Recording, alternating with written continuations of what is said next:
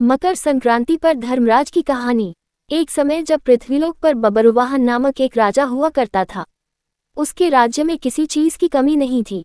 इसी राज्य में एक हरिदास नामक ब्राह्मण भी निवास करता था, जिसका विवाह गुणवती से हुआ था, जो कि बहुत ही धर्मवती एवं पतिव्रता महिला थी।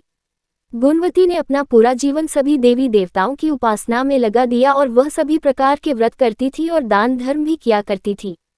इसके अलावा अतिथि सेवा को वह अपना धर्म मानती थी। ऐसे ही ईश्वर की उपासना करते हुए वह वृद्ध हो गई। जब उसकी मृत्यु हुई तो धर्मराज के दूत उसे अपने साथ धर्मराजपुर ले गए। यमलोक में एक सुंदर सिंहासन पर यम धर्मराज विराजमान थे और उनके पास ही चित्रगुप्त भी बैठे थे। चित्रगुप्त जब धर्मराज को प्राणियों का लेखा जोखा सुना रहे थे, तभी यमदूत गुणवती को लेकर पहुंचे। गुणवती यमराज को देखकर थोड़ी भयभीत हुई और मुंह नीचे करके खड़ी हो गई। फिर चित्रगुप्त ने गुणवती का ब्यौरा निकाला और उसके बारे में धर्मराज को बताया। धर्मराज ने गुणवती का पूरा ब्यौरा देखा और वे प्रसन्न हुए, लेकिन फिर भी उनके मुख पर थोड़ी सी उदासी भी छाई हुई थी। ये देखकर गुणवती ने पूछा, हे प्रभु, मैंने तो अपने जीवन काल में सारे सत्कर्म ही किए, फिर भी आपके मुख पर उदासी छाई है, इसका कारण क्या है?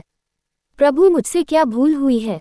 धर्मराज ने कहा कि देवी, तुमने सभी देवी देवताओं के व्रत किए हैं, उपासना की है, लेकिन कभी भी तुमने मेरे नाम से कुछ पूजा या पाठ या दान नहीं किया। धर्मराज की बात सुनते ही गुणवती क्षमा याचना करने लगी और कहने लगी, हे प्रभु, मुझे आपकी उपासना के बारे में कुछ पता नहीं है। कृपा करके मुझे ऐसा उपाय बताइए प्रभु, जिससे सभी मनुष्य आपकी कृपा के पात्र बन सके।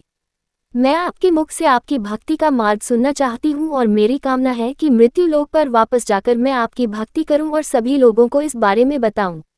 धर्मराज ने बताया, जिस दिन सूर्य देव उत्तरायण में प्रवेश करते हैं, यानी मकर संक्रांति के दिन मेरी पूजा शुरू करनी चाहिए और उस दिन से लेकर पूरे 1 साल तक मेरी पूजा करते हुए ये कथा सुननी चाहिए। साथ ही मेरी पूजा करने वाले व्यक्ति को धर्म के इन 10 नियमों का पालन अवश्य करना चाहिए।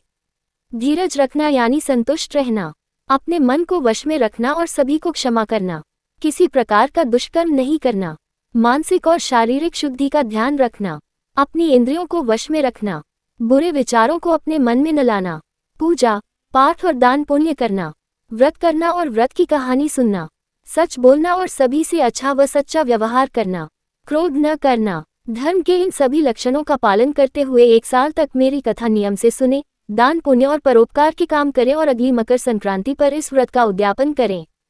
इसके बाद मेरी एक मूर्ति बनाकर विधि विधान से प्राण प्रतिष्ठा करवाकर हवन पूजन करें और साथ ही चित्रगुप्त की भी पूजा करें और काले तिल के लड्डू का भोग लगाएं। इसके बाद ब्राह्मण भोज करवाएं व बांस की टोकरी में 5 सेर अनाज का दान करें। साथ ही किसी जरूरतमंद को गद्दा, तकिया, कंबल, छप्पन, लोटा व वस्त्र आदि का दान करें। संभव हो तो गौदान करें। धर्मराज से व्रत की पूरा कथा सुनकर गुणवती ने पुनः धर्मराज से प्रार्थना की, हे प्रभु, मुझे फिर से मृत्यु लोक में जाने दीजिए, जिससे मैं आपका व्रत कर सकूं, साथ ही इस व्रत का प्रचार भी लोगों में कर सकूं। इस पर यमराज ने गुणवती को धरती लोक पर फिर से जाने दिया। धरती पर वापस आकर गुणवती ने धर्मराज द्वारा बताए गए व्रत के बारे में अपने पतिदेव को बताया। मकर संक्रांति आते ही गुणवती और उसके पति ने ये व्रत शुरू कर दिया।